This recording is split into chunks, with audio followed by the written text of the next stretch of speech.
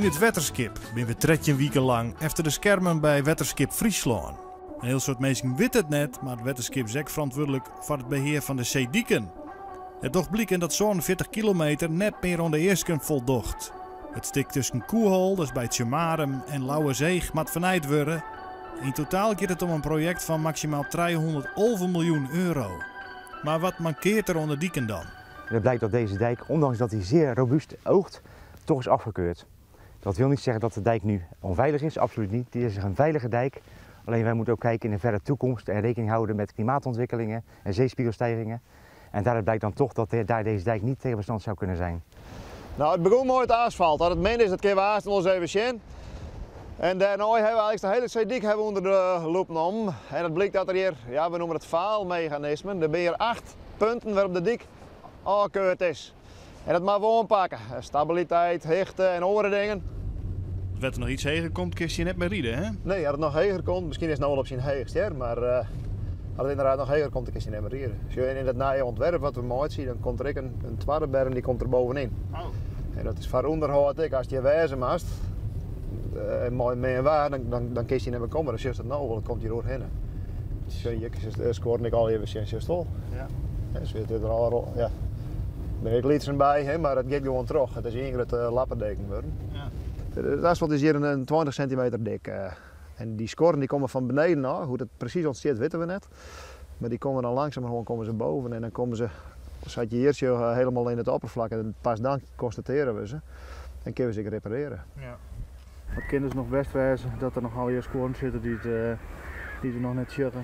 Die komen dus heel groot. We hebben die scannen laten. Een mooie apparatuur en daaruit die uit blikken dat er inderdaad nog meer scoren onderin zitten. Ja, dus het gaat terug dit proces. Mocht het dik wel terugbrengen, dan is Tjitte Bergsma een van de eersten die daarachter komt. Gewoon de windkracht 10 en halen, dat zou het is niks, hè? Nee, hè? Nee. Persoonlijk zorg ik er altijd wel uit, want ik vind het prachtig altijd een harde wind en storm. Ja? Dus ja, ik maak er graag over. Ja. Bergsma kan hem de meest extreme storm nog wel heugen. Dat was in 76.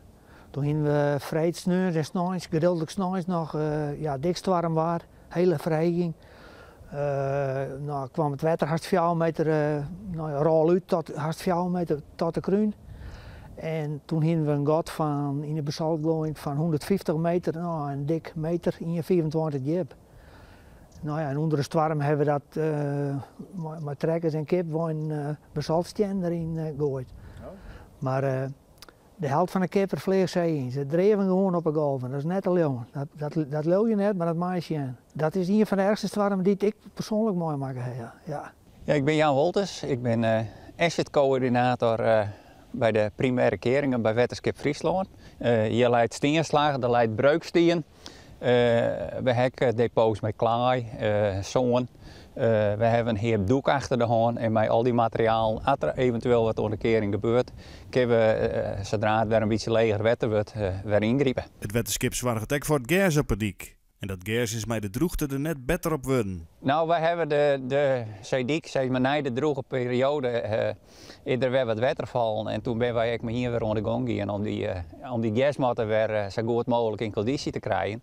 Maar je ziet op een zeediek nog wel dat de gasmatten met name aan de binnenkant toch wat gele plekjes nog steeds heeft. Het gas is net de reden voor de vernijing van de dik tussen Koehol en Lauwerzeeg. Ja, dat kun je nog duidelijk zien. Hier is over een lengte van 8 meter en over een breedte van een hele meter een stuk asfalt uitzegen. Dit weer een unieke kans om asfalt van deze leeftijd, van deze ouderdom, te beproeven op sterkte. We wisten dat het min weer, maar we wilden heel graag weten hoe min is het dan en kan het eventueel nog langer mooi. Het is eigenlijk het oudste waterbouwasfalt in Nederland. En toen is er besloten om in 2017 op 8 verschillende plekken moten eruit te zegen en die heel voorzichtig in een kist te tillen. En die kist weer op een vrachtwagen naar Delft gegaan en daar ben ze in de delta beproefd op sterkte. En nou het frappant is dat eigenlijk het asfalt volle sterker weer dan dat we tochten. Het wie eigenlijk is afgekeurd omdat het sterker naar weer. Gaan naar Delft en daar konden ze het moeilijk stikken krijgen. Alleen nog onder hele bepaalde omstandigheden slag het toch dat het bezwijkt is maar.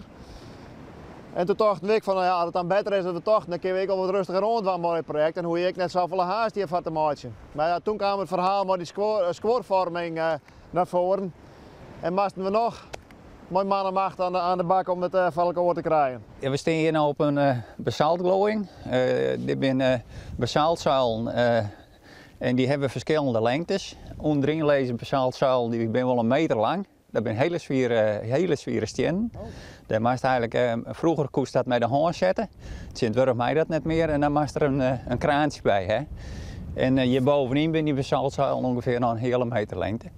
En de sterkte van zo'n glooiing die zit met name in de zwitte van die zuil, maar ook in die voegen die het opvult worden met steenslag. En dan moeten we voor zorgen dat die altijd redelijk vol blijft. En terwijl de jaren heen, dan speelt er wel weer wat uit. En dan mag je af en toe weer wat aanvullen. En dan hou je de sterkte van zo'n basaltglooiing intact. Bij dit bedrijf doen ze onderzoek naar de sterkte van de ondergrond. Daarbij is ook een hele dikke laag waadzoon waarom te vinden. Dit is een mengsel van klei en zoon. Officieel zouden we het klei sterk zandhoudend kunnen noemen, maar een ander zou zeggen het is zand kleihoudend. Wij noemen het in de volksmond wartzand, dan weten ieder wel waar we het over hebben. Maar het is een hele moeilijke grond ook om proeven, sterkteproeven op te doen, zettingsproeven op te doen. Want je weet eigenlijk niet helemaal precies wat je eigenlijk aan het testen bent. Ben je de sterkte van de klei aan het bepalen of de tussenliggende zandlagen. Ja. Dat maakt het project interessant. Hier bouwen we monsters in, hele kleine voorgeprepareerde monsters. Die bouwen we hierin en in een overdracht, hier zetten we een gewicht op. En wat er gebeurt is nu dat het monstertje dat wordt heel langzamerhand in elkaar gedrukt. En dat kan een hele lange looptijd hebben, dus wat we hier doen is om bepalen wat is de samendrukbaarheid van dit specifieke monster, van deze grondsoort. Dus de dijken zoals die gemaakt zijn in de jaren 70 en 80, die worden nu allemaal opnieuw getoetst in het kader van het Hoogwaterbeschermingsplan.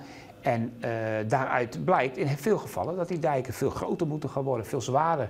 En dat heeft weer impact op de bestaande ondergrond. Dus gaan we weer kijken van nou, wat gebeurt er met die ondergrond. Met name is macrostabiliteit dan een probleem voor deze dijk voor de toekomst. En ook pijping wordt een probleem. En pijping is eigenlijk een stroom van water onder de dijk door, waardoor zand wordt meegevoerd en de dijk daardoor verzacht zou kunnen raken. Dus om al die problemen op te gaan lossen voor de toekomst, moeten we dus nu met de dijk aan de gang en zorgen dat de dijk weer veilig is voor toekomstige generaties, dat we veilig kunnen blijven wonen. Mocht er weer een extreme storm komen, dan is Jan Wolters hart van het calamiteitenteam. Ja, ik ben leider van het actiecentrum. Dat heet dan als wij heeg wetter krijgen, dan krijgen we een melding van uit het Riek. Dat het wetter boven een bepaalde stand komt en dan komt het in de calamiteitenfase.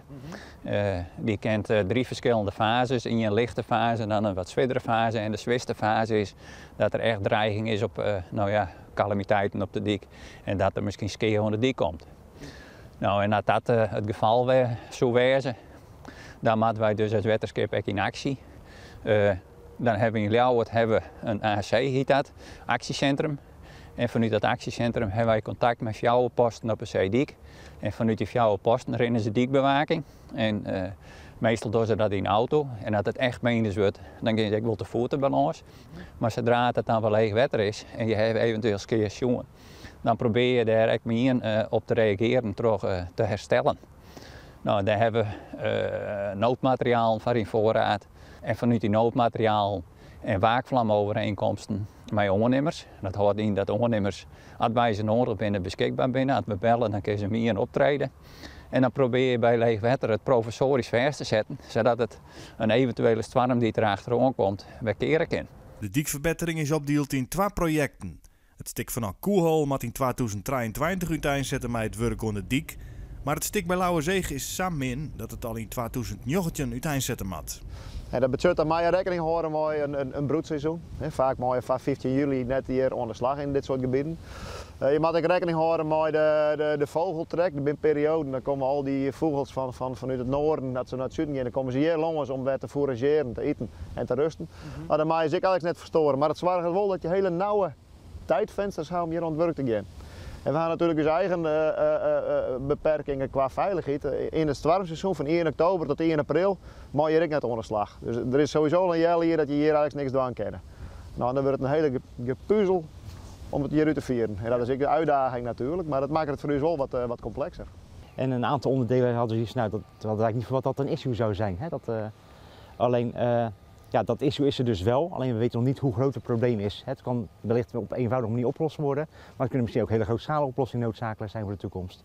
En dat zijn we op dit moment aan het onderzoeken. En het komend jaar gaan we ook de omwonenden en de buurt ook actief benaderen om mee te gaan denken over een ontwerpkeuze. Zocht na je weekend weer naar het Wetterskip, want dan gaan we op jacht naar exoten.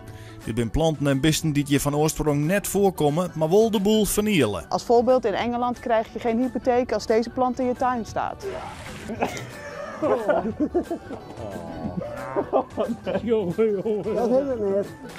Vroeger hadden de musjes er wel geen. Maar die hebben we voor goed onder controle. Dan mag ik het zelf doen, hè.